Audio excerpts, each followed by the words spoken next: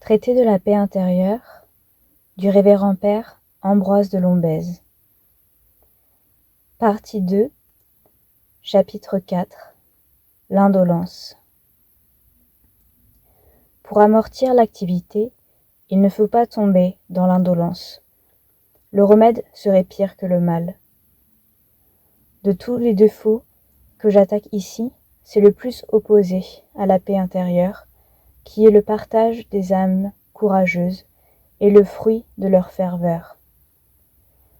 On s'en ferait une idée bien fausse, si on la prenait pour une certaine indifférence stupide, que rien n'émeut, parce que rien ne la touche, qui est tranquille, non par possession de soi-même, mais par aversion du mouvement, et en qui l'égalité d'humeur n'est qu'une égalité de paresse.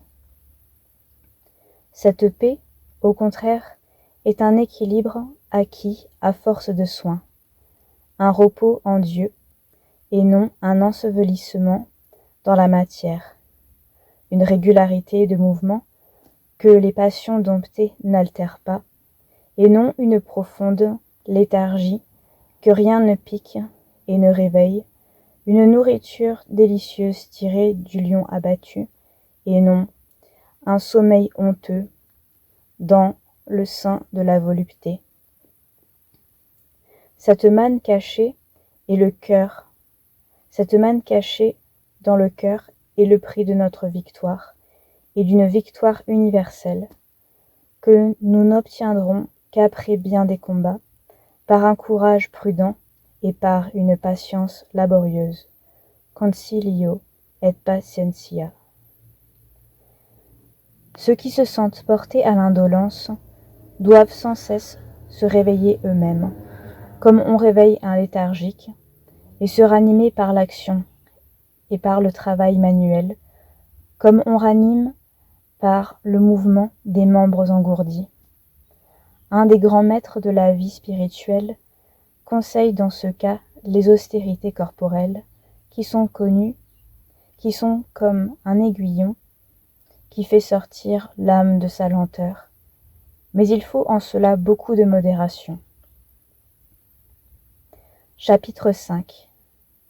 La violence des tentations et de la résistance. Les efforts excessifs avec lesquels on repousse les tentations altèrent beaucoup la paix de l'âme. Dans ces occasions, on s'agite, on se débat, on se tourmente, et l'on entre dans une espèce de fureur.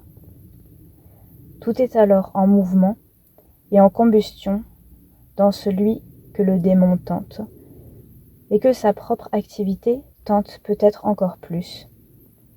Son esprit est fortement appliqué, son sang est dans une agitation violente, son pouls est convulsif, sa respiration est forte et précipitée, son imagination s'enflamme, sa tête s'échauffe, sa poitrine s'épuise.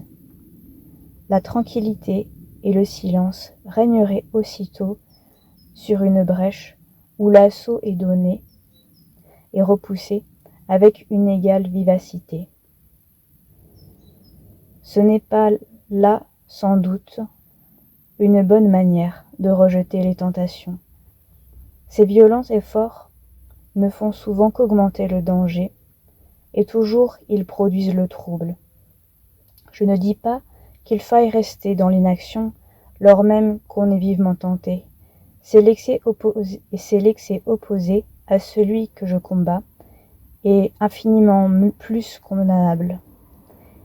Il vaut mieux sans doute se défendre en furieux, lorsqu'on est attaqué de même, que de rester dans l'état passif des sectateurs de Molios.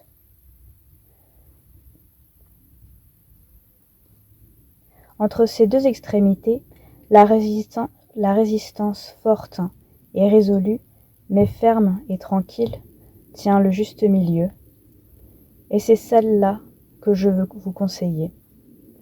Sans elle, vous seriez facile à décontenancer. Il vous faudrait du temps pour vous remettre, et le démon aurait toujours, dans la tentation, une ressource assurée pour vous faire perdre la paix du cœur, le recueillement de l'âme et l'onction de la piété. La patience, la vigilance, la prière, la confiance en Dieu, la défiance de vous-même, l'éloignement des occasions du péché, le désaveu des impressions de la tentation quand elle vient, l'oubli quand elle a disparu, doivent être alors toute votre ressource. Chapitre 6. Quelques autres obstacles à cette paix. Il y a encore plusieurs choses qui troublent la paix intérieure. Je ne les toucherai ici que légèrement, pour n'être pas trop diffus. Ce sont les adresses, les intrigues sourdes de la politique, toujours gênée et toujours sur les épines, toujours occupée à se masquer et à se donner pour ce qu'elle n'est pas, toujours inégale et toujours consistante, et toujours inégale et sans consistance. Les amitiés trop humaines qui nous attachent, nous dissipent et nous assujettissent à des égards excessifs, contre l'attrait intérieur, souvent même contre la conscience. Le petit amour-propre, car il ne s'agit pas ici des passions grossières. Cet attachement à son sens, à ses commodités, à sa réputation, à sa propre volonté, qui remplit de pensées infortunes, de désirs impatients, de tristes réflexions, de délicatesse outrée, la secrète vanité sur le savoir, l'esprit, la naissance, que sais-je, sur la dévotion même, et la bonne idée qu'on en a, ou le nom qu'on s'en est fait, et enfin, sur tous les autres talents de la nature ou de la grâce, vanité qui nous élève ou nous abat, selon qu'on nous loue ou qu'on nous blâme, qui nous tire souvent du recueillement, et qui nous assujettit à toutes les alternatives des caprices d'autrui et des autres, comme une outre enflée donne plus de prise à tous les vents. La légèreté qui nous fait souvent sortir de nous-mêmes, l'imagination qui nous séduit et qui nous distrait, les longs entretiens qui dissipent l'esprit, l'amusement qui énerve le cœur, l'attachement à quelque créature que ce soit, toujours incompatible avec la liberté de l'âme, et généralement tout ce qui passionne et qui nous tire du repos que nous goûtions en Dieu seul. Tous ces mouvements irréguliers troublent la sérénité de notre âme, sérénité qui épure toutes ces idées, qui ajoute un nouveau mérite à toutes ces actions, et qui, dans 1000 occasions, nous assure et dissipe nos scrupules. Sérénité qui, après la loi de Dieu et les devoirs de chaque État, décide de presque toute notre conduite et, pour ainsi dire, de notre salut éternel.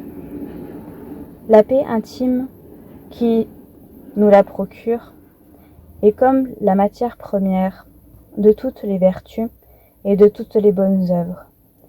C'est cette paix intime et de tous les jours qui honore Dieu et qui nous dispose à la contemplation et à l'union divine. C'est ce calme divin qui est sur la terre, une imitation du repos qu'on goûte dans le ciel.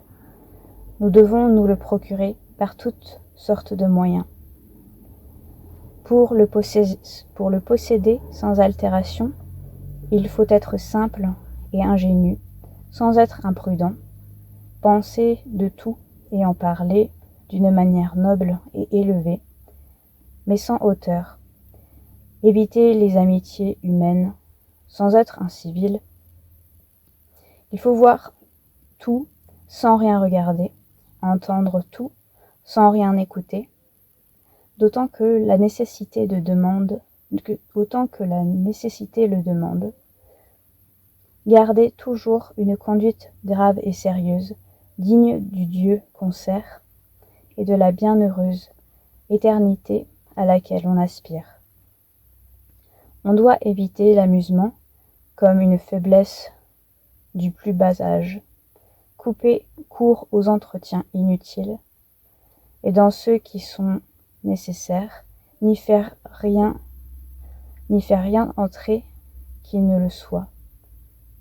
Il faut encore modérer ses plaisirs et ses peines, prendre les uns avec retenue, lorsqu'on ne peut s'en passer, et recevoir les autres avec une tranquille soumission, lorsqu'on ne peut le faire avec joie.